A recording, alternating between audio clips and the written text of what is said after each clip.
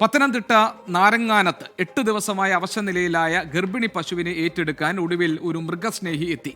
വയോധികനായ ഉടമസ്ഥൻ ആശുപത്രിയിലായതിനെ തുടർന്നാണ് വ്രണം വന്ന് പുഴുവരിച്ച പശുവിന്റെ നില ഗുരുതരമായി മാറിയത്. അവശനിലയിലായ പശുവിന്റെ വാർത്ത 24-ലൂടെ അറിഞ്ഞാണ് അജാസ് പശുവിന് ചികിത്സ നൽകാൻ ഇപ്പോൾ എത്തിയിരിക്കുന്നത്. ക്ഷീരവികസന വകുപ്പിന്റെയും വെറ്ററിനറി ഡോക്ടർമാരുടെയും ഇടപെടൽ കൃത്യമായി എന്തുകൊണ്ടുണ്ടായില്ല എന്നതാണ് ഈ വിഷയത്തിൽ പൊതുജനത്തിന് ചോദിക്കാനുള്ളത്.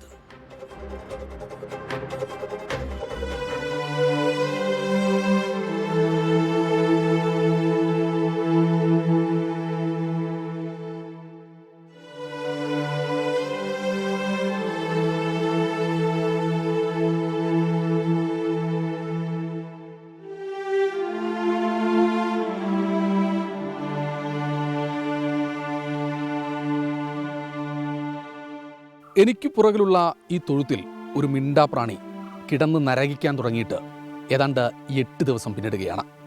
നന്ദിനി എന്ന ആ പശു ഗർഭിണിയാണ്. 8 മാസമായി. 2 ആഴ്ച മുൻപാണ് മന്മഥൻ നായരുടെ നന്ദിനി എന്ന 8 മാസം ഗർഭിണിയായ പശുവിനെ വീണ നിലയിൽ കണ്ടെത്തിയത്.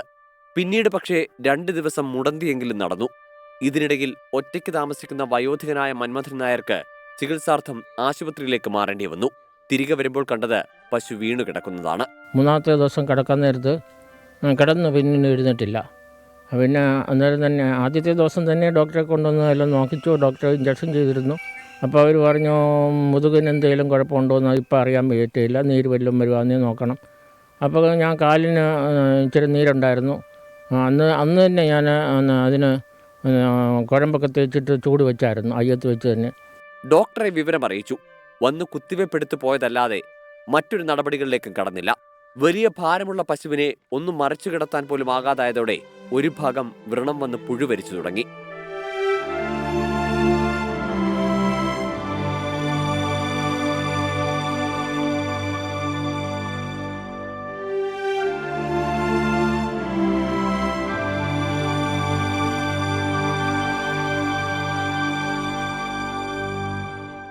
ഇന്ന് വന്ന ഡോക്ടർ വേണമെങ്കിൽ ദയാവധത്തിന് വിധേയമാക്കാമെന്നാണ് പറഞ്ഞത്.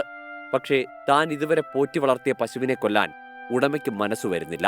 വിവരമറിഞ്ഞ മൃഗസ്നേഹിയായ കോന്നി സ്വദേശി അജാസ് സ്ഥലത്തെത്തി.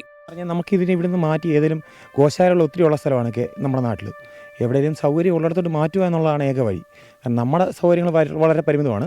നല്ല ചികിത്സ കൊടുത്ത് കൂടെ 2-3 മണിക്കൂറിൽ തിരിച്ചു വിട്ട് അത്യാവശ്യം ചൂടും കാര്യങ്ങളും കൊടുത്ത് നോക്കുകയാണെന്നുണ്ടെങ്കിൽ ഇങ്ങനെ കിടക്കുന്ന ഒരു സമയത്ത് നമുക്കത് എങ്ങനെയാണെന്ന് വെച്ച് കഴിഞ്ഞാൽ അത് പറയാൻ പറ്റില്ല. ഒന്നാമത്തെ പ്രശ്നം ഇവിടുന്ന് ഒരു 50 മീറ്റർ അപ്പുറത്തോട്ട് റോഡ് എടുത്തോണ്ടേ റോഡിലോട്ട് കൊണ്ടുപോകാൻ പറ്റും.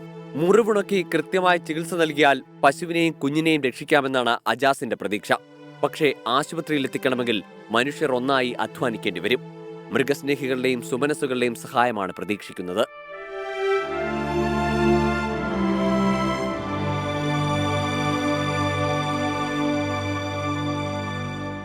സഞ്ജയ് ഇക്ബാലിനും അഭിലാഷ് കൈതമണ്ണിനുമൊപ്പം ശ്രീജിത്ത് ശ്രീകുമാരൻ, 24, പത്തനംതിട്ട. ഞങ്ങളുടെ പ്രതിനിധി ശ്രീജിത്ത് ശ്രീകുമാരനാണ് പത്തനംതിട്ട നാരങ്ങാനത്തെ ഈ പശുവിന്റെ ദുരവസ്ഥയുടെ വിവരങ്ങൾ ആദ്യം റിപ്പോർട്ട് ചെയ്തത്.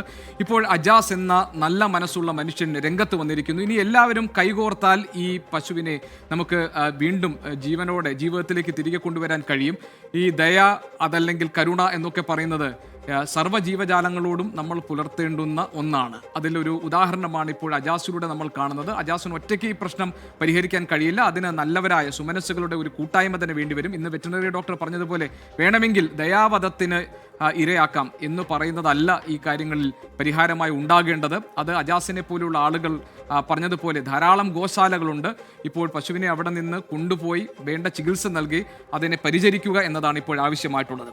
ഈ വാർത്ത കൊണ്ടുവന്ന ശ്രീജിത്ത് ശ്രീകുമാരൻ ഇപ്പോൾ നമ്മളോടൊപ്പം ചേരുന്നുണ്ട്. ശ്രീജിത്ത്, ഇത് സന്തോഷം തരുന്ന വാർത്തയാണ്. അജാസിനെ പോലെയുള്ള ആളുകളുടെ ഒരു കൂട്ടായ്മ ഉണ്ടാകട്ടെ. നന്ദിനി പശു ഗർഭിണിയാണ്, ഇപ്പോൾ ഈ ഒരു അവശ നിലയിൽ കിടക്കുന്നു.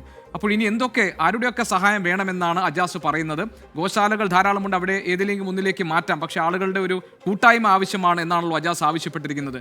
അതിന് ആ നാട്ടുകാർ തയ്യാറാണോ?